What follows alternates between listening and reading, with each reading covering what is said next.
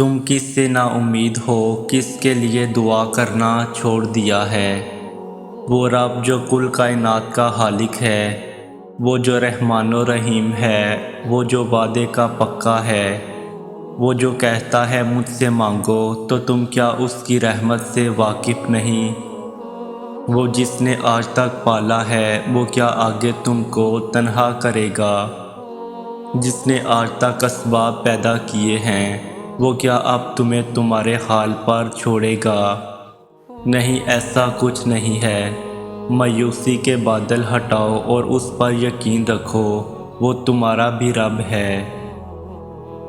کچھ باتیں انسان اللہ کے سوا کسی سے نہیں کرتا، کیونکہ وہ سمجھ چکا ہوتا ہے کہ یہ عارضی دنیا نے نہیں سمجھنا مجھے۔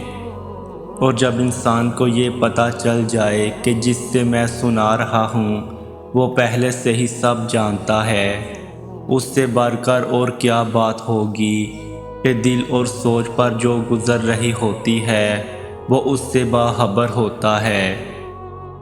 ہمارے اکیلے ہو جانے پر، دنیا کے رہ جانے پر وہی تو ساتھ ہوتا ہے، دل بن کر، دعا بن کر۔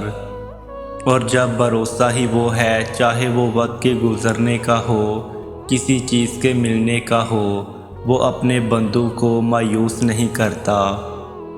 کچھ چیزوں کے ملنے پر، وقت کے صحیح وقت پہ گزرنے پر وسیلے بنا رہا ہوتا ہے۔ وہ سب دیکھ رہا ہوتا ہے، اور وہ سب دیکھ رہا ہوتا ہے، وہ سب سن رہا ہوتا ہے۔ اللہ تمہارے معاملات وہاں سے حل کرے گا جہاں سے تم نے کبھی تصور بھی نہیں کیا ہوگا۔ زندگی بس امتحان ہے، ایسا امتحان جہاں خوشیاں بھی ہیں اور غم بھی ہیں اور خوف بھی ہے۔ تمہیں لگتا ہے کچھ بھی ٹھیک نہیں ہو رہا، مگر تم نہیں جانتے کہ جو ہو رہا ہے وہی بہتر ہے۔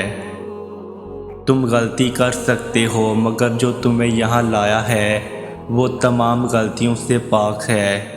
اگر اس نے تم سے بہت کچھ لیا ہے تو بہت کچھ ایسا بھی دیا ہے جس کے تم قابل بھی نہیں تھے۔